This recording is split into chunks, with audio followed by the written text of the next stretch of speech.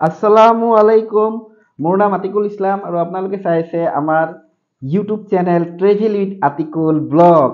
আজি মই অকণমান সুখী হোৱাৰ কাৰণ এইটোৱে যে আপোনালোকে মোক প্ৰায় 4-5 মাহৰ ভিতৰত 500 ছাবস্ক্ৰাইবাৰ কমপ্লিট কৰাই দিলে।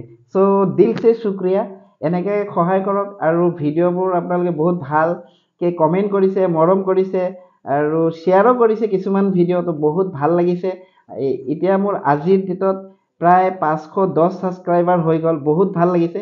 এনেকুৱা আৰু আগলৈ ভিডিঅ' আহিব। মোৰ একচুৱেলি বহুত মানে প্লেনিং আছে 2024ত ট্ৰেভেলিং লৈ।